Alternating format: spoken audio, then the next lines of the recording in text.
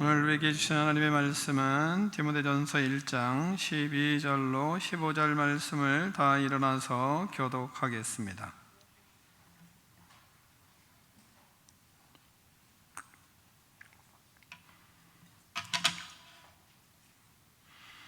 디모데전서 1장 12절로 15절입니다. 나를 능하게 하신 그리스도 예수 우리 주께 내가 감사함은 나를 충성되이 여겨 내게 직분을 맡기심이니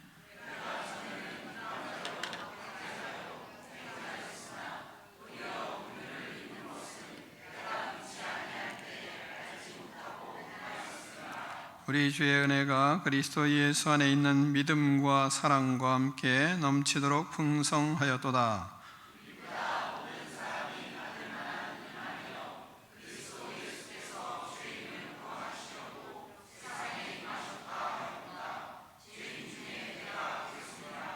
아멘.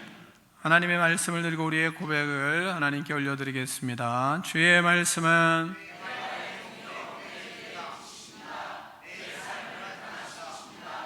주께서 말씀하신 대로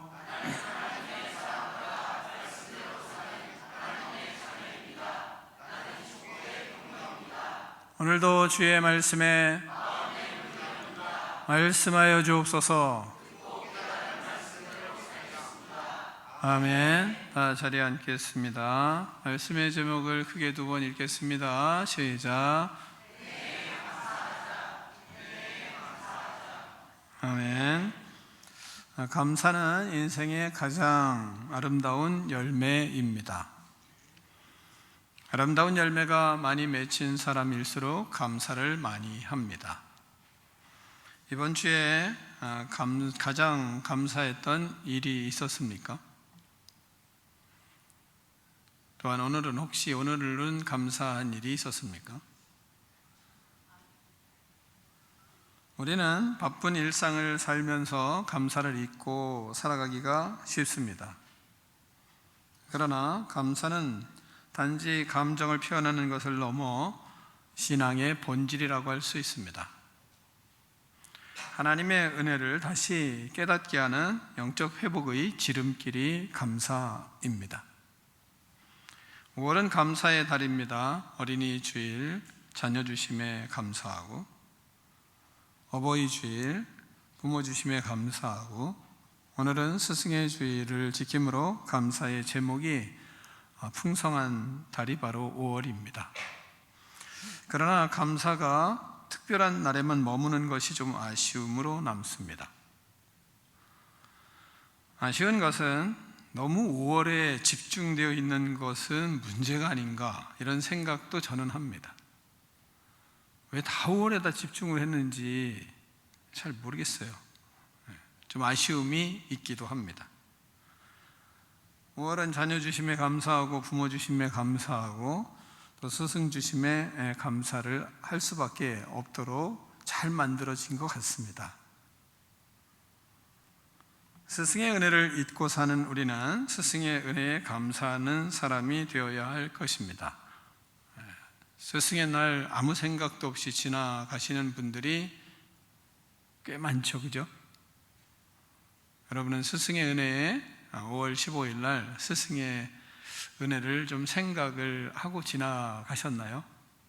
이제 스승의 은혜를 생각은커녕 스승의 은혜, 스승의 날 그런 게 다 있어? 이렇게 생각하는 사람은 없어야 할 줄 압니다. 우리의 일상 속에서 날마다 은혜를 기억하고 감사하는 삶이 이루어질 때 그리스도인으로서의 아름다운 믿음이 형성되어 있는 겁니다. 하나님은 그래서 우리에게 예배를 드리는 것도 감사를 회복하기 위해서 예배드리라고 하는 겁니다. 우리가 지금 예배를 하나님께 올려드리는 것도 그의 은혜에 감사하라고 하나님이 예배를 요구하시는 거거든요. 그래서 감사는 예배의 믿음의 신앙의 본질이라고까지 말할 수가 있는 것입니다. 일상 속에서 날마다 여러분이 은혜에 감사하고 그 은혜에 감사하여서 아름다운 열매를 맺어가는 그런 감사의 사람, 그리스도인 되기를 축원합니다. 먼저 오늘 본문을 통해서는 내가 사는 것을 감사해야 한다고 하나님은 우리에게 말씀하고 있습니다. 12절을 같이 읽겠습니다. 12절입니다. 시작.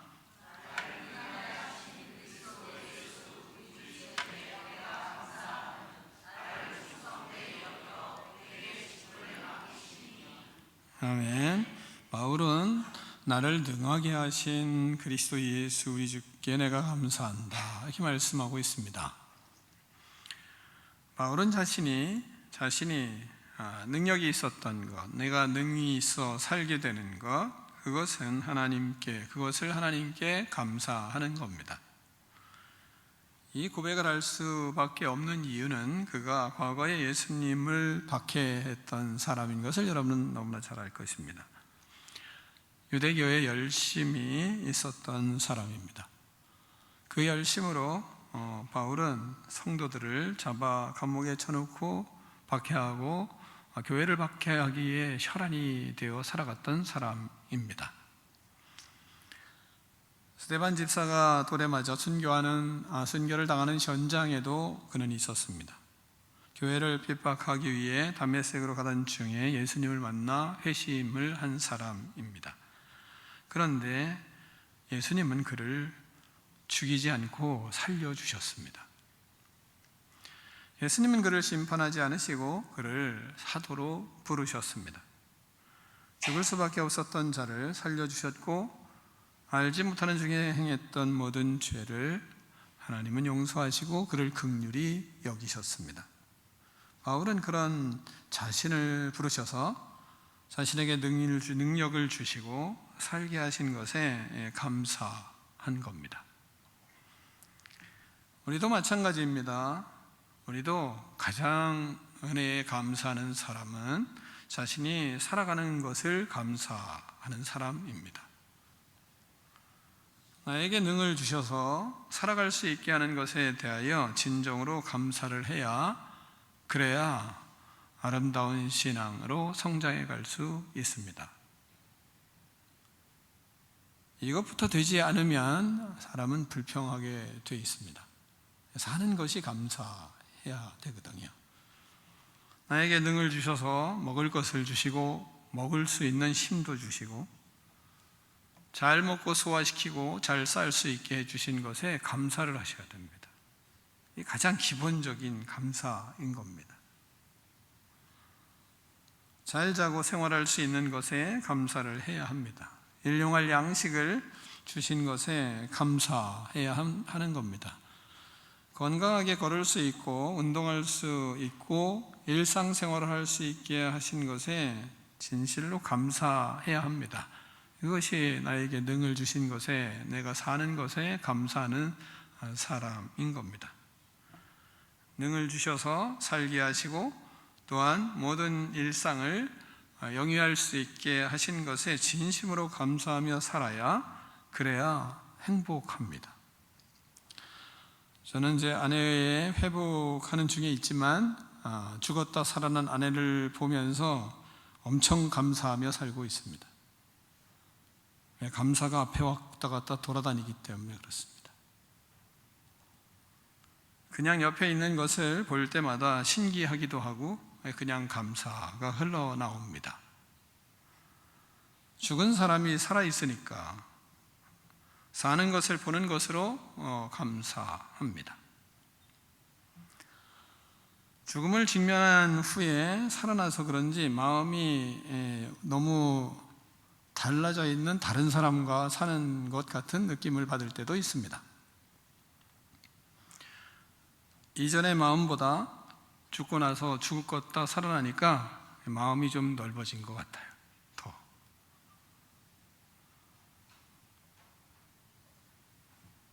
아픈 사람들을 먼저 생각하는 그런 마음, 미움이 있어야 하는데 미워해야 할 사람을 그 사람이 아파할까봐 오히려 눈물을 흘리는 때가 더 많습니다. 사람이 그렇게 바뀌었더라고요. 오히려 자신이 불쌍히 여김을 받아야 될 텐데 본인이 불쌍히 여기는 사람으로 달라져 있는 때가 많습니다. 세상의 것에 미련이 다 사라진 사람과 살고 있습니다. 그 누구에게도 인정받고 싶은 마음도 다 사라진 것 같습니다. 하루하루 주님이 주신 삶에 충실하며 하루를 행복하게 감사하며 사는 사람을 보고 있습니다. 이전에는 문제가 있으면 그것을 가지고 몇 날 며칠을 괴로워하던 그런 사람이 이제는 그런 일이 있어도 하루가 지나가질 않는 것 같습니다. 용서하고 회복하고 그리고 자신에게 준 하루의 삶을 또 감사하며 살아가는 것입니다. 하나님께서 우리에게 모두가 죽었다가 살아있는 삶을 살고 있는데 그 일들을 다 경험했으면 좋겠다 하는 생각을 할 때도 있습니다. 우리는 사실 예수 그리스도를 믿으면 죽었다가 산 사람들이잖아요. 예수님을 믿음으로 인해서 다 죽은 인생들이 다 살아난 것 아닙니까? 믿으십니까? 그게 우리 믿음이에요. 우리는 왜 변화의 삶을 사나요? 죽었으니까요. 다 죽은 사람들이었기 때문에 그 죽은 우리를 하나님이 살려주신 것을 우리는 믿어요. 그러니까 죽었다가 살아나기 때문에 우리의 가치가 바뀌고 우리의 생각이 바뀌고 우리의 삶의 기준이 바뀌고 그래서 우리는 세상 사람들과 다르게 살아요. 세상 사람들과 말을 섞지만 말이 섞어지질 않아요. 조금 말을 해줄 뿐이지 그 사람들과 함께 동화되어서 섞어서 살지는 않습니다. 그러니까 우리는 죽었다 살아난 사람들이기 때문에 죽을 사람들이 살았잖아요. 그래서 다 바뀐 거거든요. 근데 현실적으로 진짜 죽었다 살았으면 좋겠다 할 때도 있어요. 그러면 우리가 정신을 차리고 이전의 생활이 아닌 새로운 삶을 살아가지 않아요? 그런 마음이 들 때도 있습니다. 우리는 하루하루 그래서 하나님이 능을 주셔서 호흡을 하고 살게 하시는 것에 매일매일 살게 하시는 것에 진실로 감사하는 사람이 되거든요. 그게 믿음이 될 때, 그것이 믿음이 될 때 우리는 진정한 은혜를 누리게 되기 때문에 그렇습니다. 하나님을 만난 후에 세상의 모든 것을 다 배설물로 여겼던 바울의 마음을 아내를 통해 조금 더 깊이 느끼며 살고 있습니다. 사랑하는 성도 여러분, 하나님께서 우리에게 능력을 주셔서 우리는 살아가고 있어요. 우리의 힘으로 사는 것 같지만 그것이 아닌 것을 알아야 은혜를 알게 됩니다.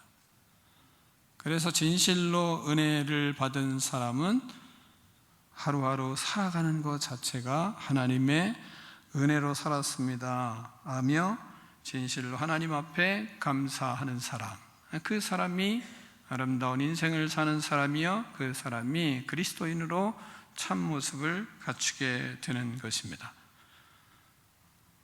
우리는 감사가 회복되려면 오늘 내가 살아가는 삶을 진실로 감사할 때 나의 마음이 행복합니다. 하나님의 은혜로 사는 우리는 감사할 것이 그래서 너무 많습니다. 사는 것 자체가 먼저 감사고 그것을 통해서 마음속에 평강이 오고 그것을 통해서 마음속에 하나님이 주시는 은혜가 크니까 그래서 살아가는 삶이 은혜인 겁니다. 사랑하는 성도 여러분, 내가 사는 것, 내가 잘난 것이 아니라 하나님이 나에게 오늘도 한 시간 한 시간 기회를 주셔서 사는 것을 깨달으시고 사는 것이 하나님의 은혜입니다 고백하는 믿음이 여러분의 믿음이 되기를 축원합니다. 두 번째, 나를 인정해 주시고 직분을 맡기신 것에 대해서 감사해야 합니다.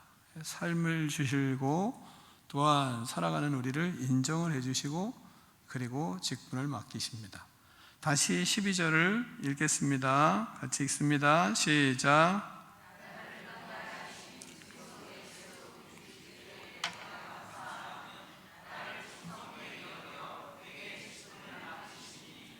아멘. 바울이 지금 말씀을 전하고 있는 시기는 사역의 인생의 마지막 시점입니다. 디모데서는 그래서 바울의 유언서라고도 말합니다. 디모데서는 그가 모든 삶을 다 살고 죽음이 임박해 오는 가운데 전하는 말씀이기 때문에 그 의미가 더 큰 말씀입니다. 그러므로 말씀에 한 단어 한 단어, 한 구절 한 구절을 곱씹어야 하는 말씀이기도 합니다. 큰 의미를 가지고 전하는 말씀이므로 말씀마다 많은 의미를 지니고 있는 것입니다. 먼저는 바울은 예수님께서 그를 인정해 주신 것에 감사를 했습니다. 나를 등하게 하신 그리스도 예수 우리 주께 내가 감사함은 무엇 때문에 감사하느냐? 나를 충성되이 여겼다. 인정해 주셨다는 거죠. 바울은 평생 사역을 하며 헌신에 대한 사역의 고백을 했습니다. 그 고백이 사도행전 20장 24절에 나와요.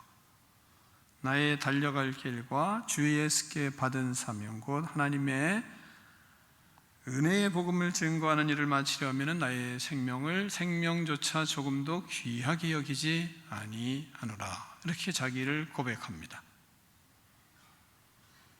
바울은 이 열정으로 사역을 감당을 하였습니다. 사역의 막바지가 다다랐습니다. 자신의 삶을 돌아보며 사역을 돌아보며 하나님 앞에서 지금 말씀을 쓰고 있습니다.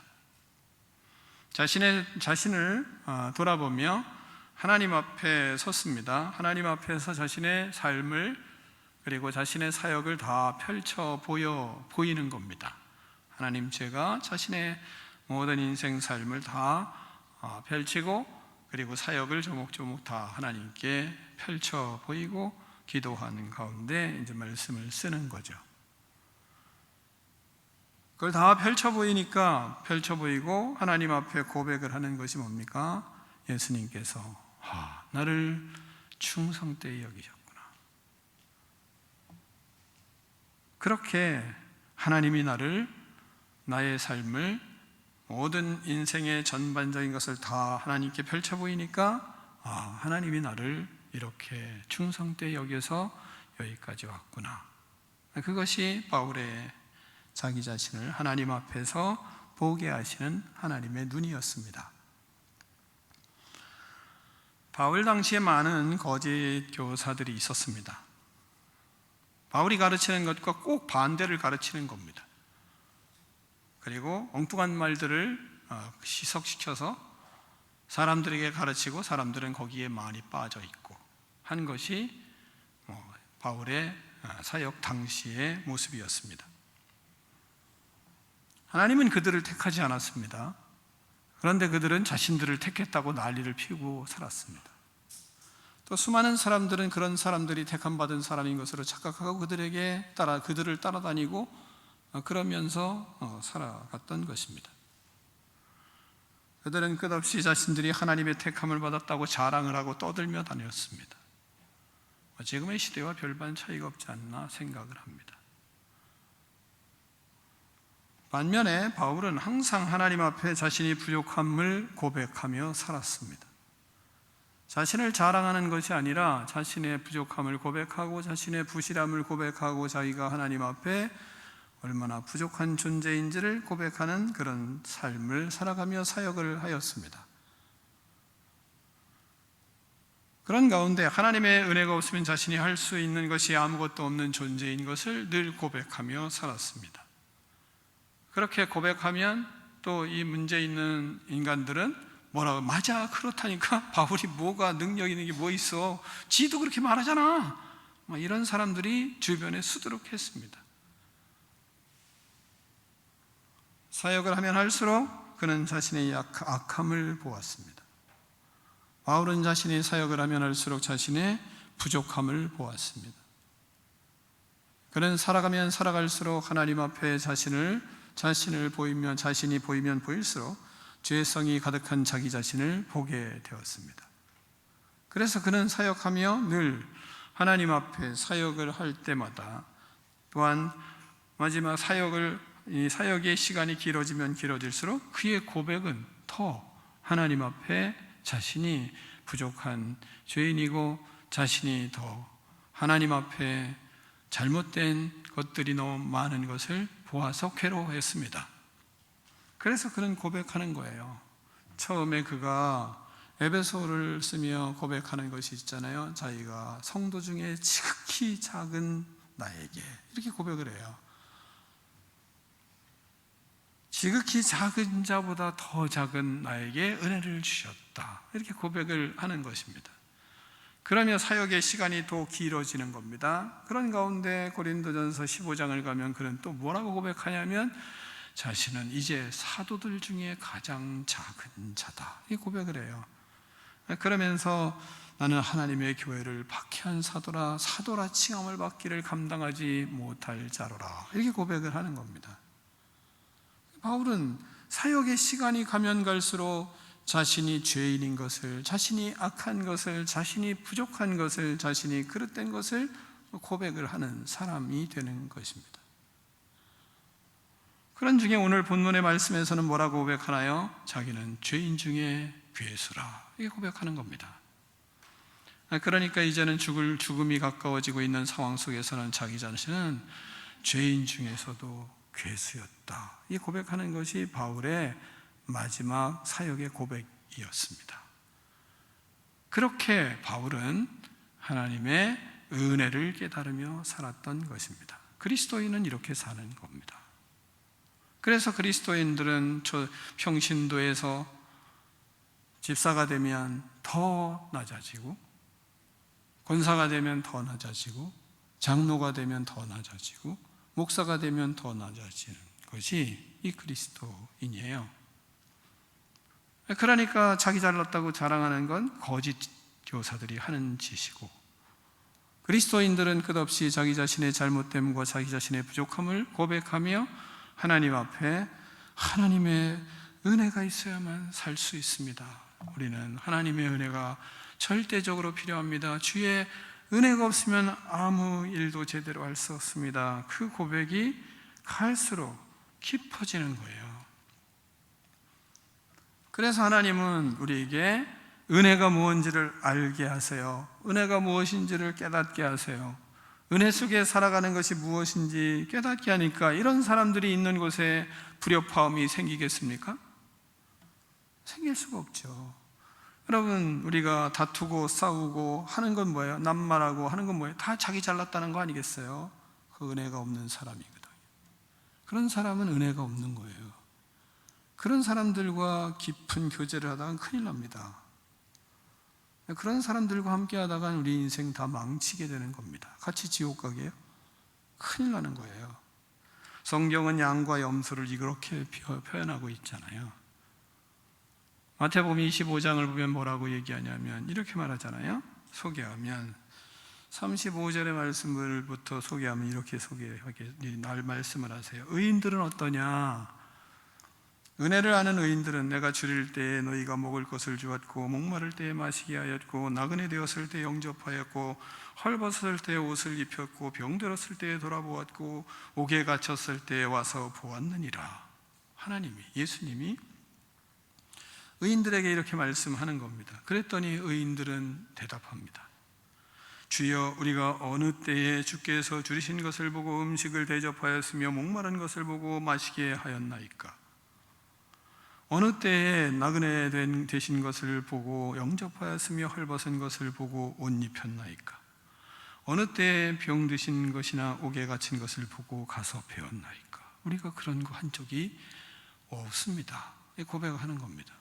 자기 자랑이 없잖아요, 의인들은. 왜?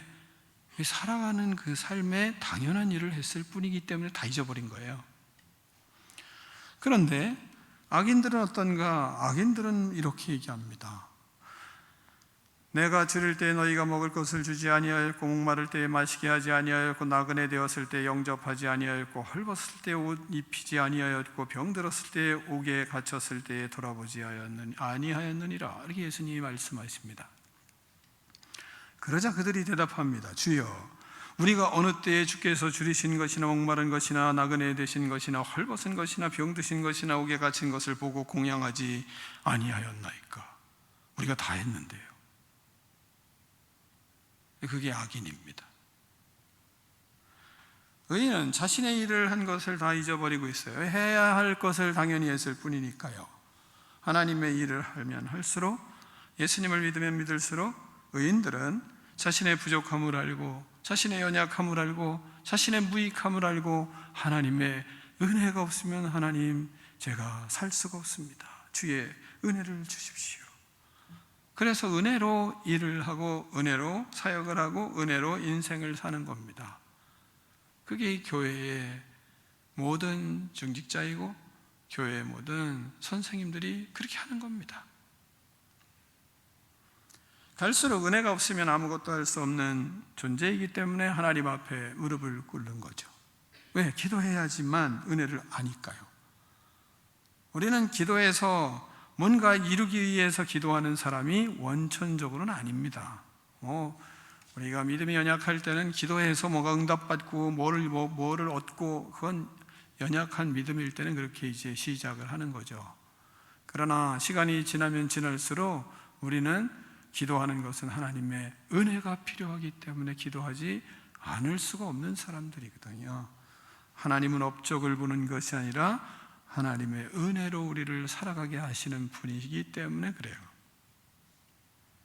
우리는 그래서 갈수록 하나님의 은혜가 없으면 살아갈 수 없는 사람이기 때문에 모든 일에 하나님의 은혜에 감사하는 사람이 될 수밖에 없는 거예요. 그래서 바울은 그것을 깨달으니까 마음으로 하나님이 나를 살리신 것에 감사하고, 그리고 나를 인정해 주시다니, 나 같은 인간을 이렇게 성도들 중에 지극히 작은 자 중에 작은 자고 사도들 중에 가장 작은 자고 나는 죄인의 괴수입니다, 이렇게 고백하는 바울이, 하나님은 이런 바울을 하나님이 인정을 해 주시다니요. 나를 어떻게 이렇게 인정을 해 주시나요? 나를 어떻게 이렇게 충성되게 여겨 주시나요? 그것에 감격을 하는 거예요. 부족한 나를 인정해 주신 것에 그 은혜에 감사하는 것이 바울이에요. 사랑하는 성도 여러분, 우리도 하나님이 바울을 통하여 믿음의 길이 무엇인지를 보여주시잖아요. 이 5월에 하나님 앞에 진실로 하나님의 은혜에 감사하는 믿음으로 성장해가는 저와 여러분이 되기를 축원합니다. 그런 우리에게 하나님이 더 감사한 건 직분을 맡기시는 겁니다. 직분을 맡기시는 것에 그래서 감사하는 거죠. 나를 충성되게 여겨 내게 직분을 맡기심이니, 이 감사하는 거예요. 이런 나를 충성되게 여기시기까지 하시고 또한 직분까지 주시니 감사할 수밖에 없었던 것입니다. 하나님은 우리의 과거를 보시지 않으십니다. 바울의 과거를 보시지 않으세요. 하나님은 우리를 구원하실 때 항상 우리를 새로운 피조물로 새롭게 하신 것을 강조하십니다. 구원하시고. 그래서 고린도후서 5장 17절에 누구든지 그리스도 안에 있으면 새로운 피조물이라, 이전 것은 지나갔으니 보라 새 것이 되었도다, 이 말씀을 하시잖아요. 우리는 어떤 일이 있어도 과거에 매여서 사는 사람들이 아니에요. 왜? 과거는 이미 죽었으니까요.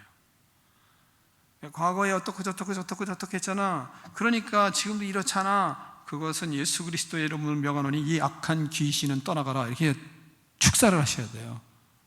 그 말은 나와 관계가 없어요. 우리는 어떤 사람이에요?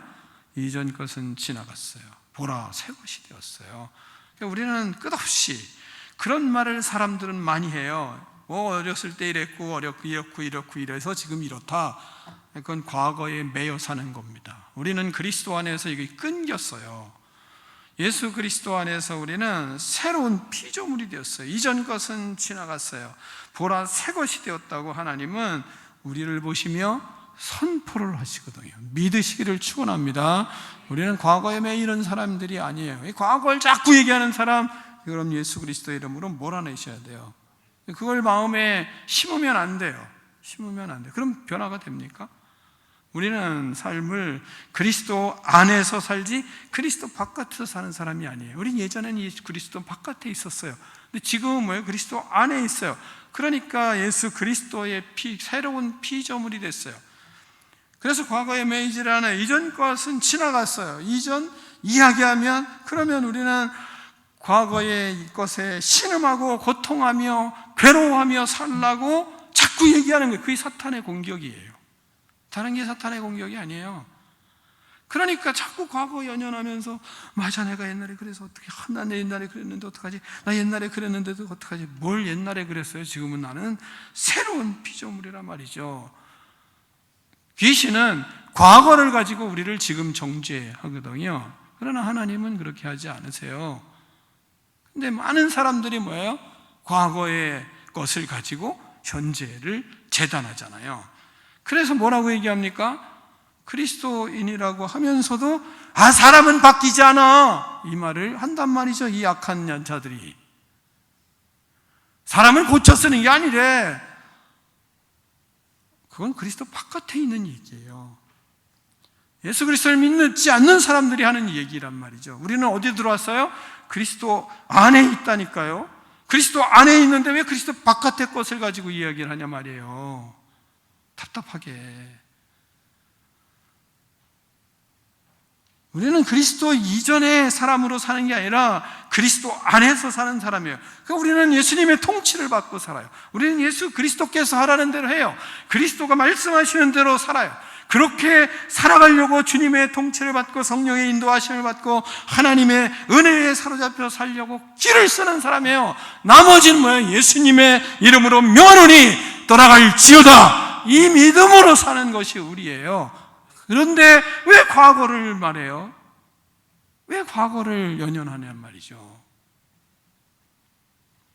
그러니까 새로운 피조물로 새롭게 삶의 능력을 가지고 살아가야 되는데 새로운 능력이 안 나타나요. 왜? 자꾸 과거 얘기하니까. 그리고 누가 과거에 좀 잘못했으면 그게 또 오늘도 그 얘기하고, 지나간 거 가지고 오늘도 또 그 얘기하고, 또 그 얘기하고. 그러니까 사탄의 앞잡이가 되는 거예요. 사탄의 앞잡이가. 어제 불편했으면 오늘은 끝난 거지요. 오늘은 새로운 피조물로 다시 사는 거지. 왜 어제 거 가지고 오늘 살아요? 그게 우리의 믿음이란 말이죠. 그러니까 오늘 바른 생각을 하고, 오늘 깨끗한 마음을 가지고, 오늘 정직하게, 오늘 다시 행복하게 살아내면 되는 거지. 왜 어제 그래고, 어제는 어제지. 나는 그리스도 안에, 그때는 내가 실수를 했지만 지금 다시 그리스도 안에서 정신을 차리고 하나님 앞에 서는 게 뭐예요? 그게 예수 믿는 사람의 능력이요, 권세예요. 그걸 하나님이 선물로 주셨어요. 선물로. 이게 믿음이에요. 이게 믿음이에요. 아멘? 그럼 언제 아멘을 하실 거예요? 아멘은 뒀다 뭐 하시려고. 저는 목사로서 이게 기이해요. 이게 기이하다고요. 왜? 예수 믿는 게 그건데.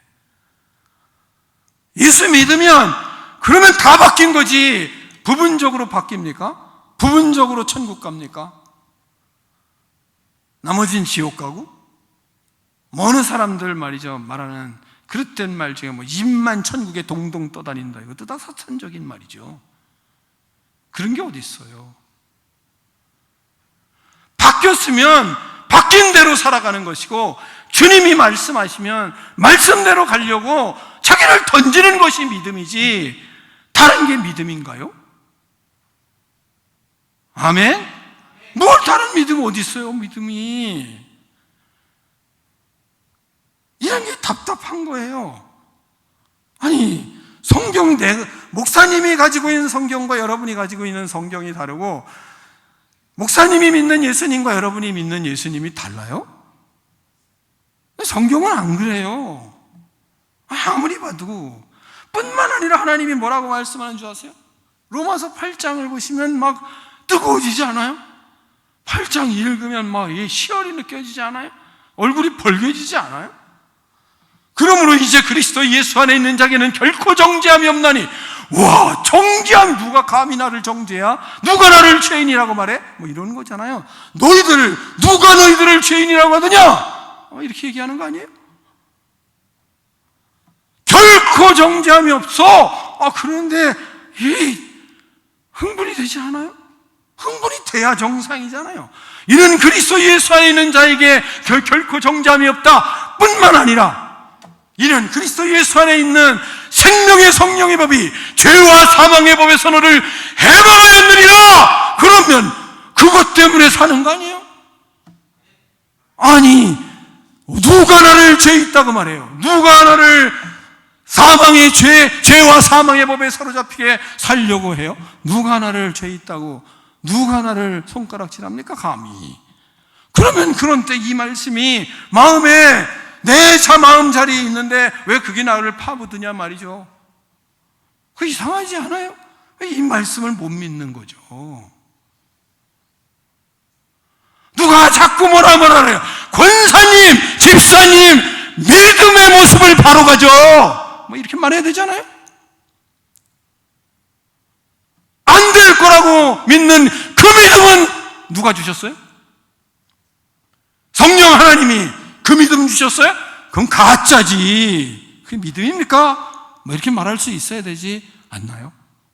여러분이 교제하면서 그게 우리가 그리스도 안에 있는 사람의 능력 아닌가요? 그렇게 말을 해도 살아낼까 말까 아닌가요? 저처럼 이렇게 설교하며 이렇게 부르짖어도 살 수 있을까 말까 아니에요? 우리 삶 속에서. 그게 아니에요. 하나님이 나에게 이런 능력을 주셨어요. 이런 권능을 주셨어요. 난 그렇게 살 거란 말입니다. 뭐 이렇게 말해도 그래도 또 다시 시험에 들려고 하고 또 다시 삐뚤어지려고 하고 또 그릇된 생각하고 또 안 좋은 말 하려고 하고 또 부정적인 말 하려고 하고 또 악한 말 하려고 하는 게 우리 인간 아니에요? 그럴 때마다 스스로 내 안에 나는 결코 정죄함이 없어. 하나님이 나에게 그런 은혜를 주셨어. 나는 새로운 피조물이라니까. 이전 것은 지나갔단 말이야. 뭐 그러면서 본인에게 이야기를 해도 그렇게 말씀을 심어도 살아낼까 말까 그러잖아요. 그런데 왜 그런 말들에 연연하면서 살 이유가 어디 있냐 말이죠. 이렇게 스스로 마음에 말씀을 심어도 살 수 있을까 말까인데 그런 치열한 인생을 살아가야 되잖아요. 근데 왜 그릇됨이 우리의 마음 심령을 장악하게 내버려두고 그래 지금 그래 집사님 그래요? 그리고 동조하고 그 말하고 있습니까? 그건 있을 수가 없는 거예요. 전 박차고 일어나 버려요.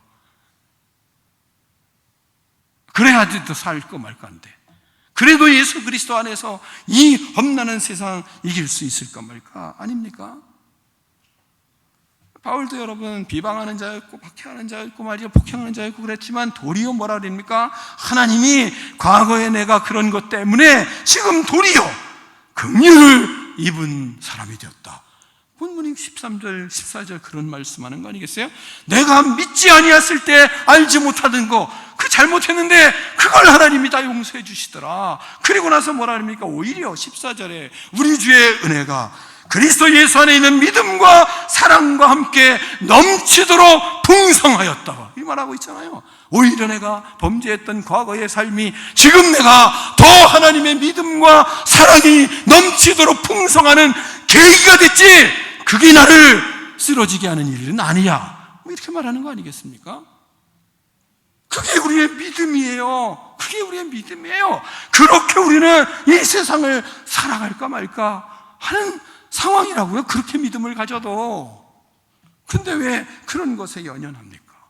그런 우리들에게 하나님이 이런 믿음의 길들을 걸어가는 우리들의 믿음에 하나님이 직분을 맡기신 거예요. 그래서 직분 맡기면서 때로는 부족하다, 어렵다, 힘들다 막 그럴 때도 있죠. 하기 싫을 때도 있고. 그러나 바울의 이 고백이 우리의 고백이 되는 순간 다시 맞아, 내가 목사야, 내가 장로라니까, 내가 권사란 말이야, 내가 집사라고, 그러니까 내가 그렇게 안 살아 이 인간들아 막 이러면서 세상에 외칠 수가 있어야 되지 않겠어요? 그게 믿음이에요. 그게 은혜란 말입니다. 다른 게 아니라. 그러니까 담대한 거죠. 그러니까 주의 은혜를 오히려 내가 죄악 속에 있었기 때문에 오히려 하나님은 도리어 긍휼히 여겨주시고 더 큰 풍성한 은혜를 주시는 분이 하나님이에요. 과거에 그래, 나 그랬어. 근데 내가 그것 때문에 하나님의 은혜가 더 필요하다니까? 내가 과거에 부모님이 어쩌고저쩌고 했어. 그래, 그때 내가 상처 입었어. 근데 주 앞에 오니까 하나님이 나 치료해 주더라. 그게 나에게 큰 어려움이 아니더라. 왜 주의 은혜가 나를 이렇게 새롭게 하시더라. 그리고 나를 직분자로 하나님이 택하여 주셨다고. 그러면서 자부심을 가지고 사는 것, 그것이 그리스도인이에요. 우리가 이전에 어떤 삶을 살았는가? 우리가 이전에 얼마나 힘든, 얼마나 괴로운, 얼마나 부족한 삶을 살았는가? 맞아요. 근데 그거 때문에 하나님은 더 나에게 큰 은혜를 주시고 더 풍성한 은혜를 넘치게 부어주시는 분이시니까, 그러니까 하나님의 은혜 속에 직분자의 길을 걸어가게 되는 거죠. 그래서 행복한 겁니다. 이런 믿음의 사람은, 학생은 학생 직분으로 그래서 감사하는 거예요. 부모는 부모의 직분으로 감사하는 겁니다. 학생의 직분이 있으니까 공부를 재밌게 하는 거예요. 왜? 감사하니까. 그 직분에 감사하지 않으면 공부가 재미있지 않아요. 고통뿐이지. 그래서 감사를 회복해야 돼요. 부모의 직분에 감사해야 행복해요. 신앙의 직분도 마찬가지예요. 직분이 감사해야 나를 이렇게 충성되게 여기다니, 그거 너무 감사하니까 그 길을 걸어가는 거예요.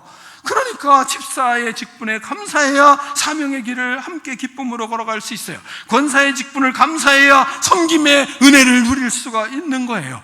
장로의 직분을 감사해야 교회의 권위가 회복이 되는 거예요. 이걸 감사해야, 그래야 모든 나에게 주신 직분이 뜨거워지는 거예요. 목사의 직분을 감사해야, 그래야 권세 있게 말씀을 증거하고 담대하게 말씀을 증거할 수 있는 거예요. 그게 우리의 정체성이니까요. 누가 준 게 아니에요. 하나님이 주셨다니까요. 주님이 나를 충성되이 여겨서 직분을 맡겨주셨다니까요. 그러니까 하나님이 주신 거 누가 감히 흔들 수 있겠습니까? 흔들 사람이 없는 거예요. 이 믿음이 있기 때문에 우리는 진정한 자유를 누리고, 그러니까 은혜에 감사하고 감격하는 겁니다. 사랑하는 성도 여러분, 진실로 감사하며 자신에게 주어진 직분에 감격하고 은혜로 살아가는 하나님의 은혜입니다. 나에게 준 모든 직분은 주의 은혜입니다. 은혜로 나에게 이 주신 직분에 너무 감사합니다. 그렇게 은혜를 감사하는 믿음이 저와 여러분의 믿음이 되기를 축원합니다. 기도하겠습니다. 하나님 아버지, 감사합니다. 우리를 하나님 아버지 구원하여 주시고 그리스도 안에 있게 하시고, 그 속에서 하나님 아버지, 주님께서 우리의 삶을 주님 앞에 내려놓을 때 주님이 우리를 충성되이 여기시고 우리에게 직분을 맡겨주신 은혜에 감격하며 살아가는 우리 꿈이 있는 백성들 되게 하여 주시옵소서. 예수 그리스도의 이름으로 축복하며 기도하옵나이다. 아멘.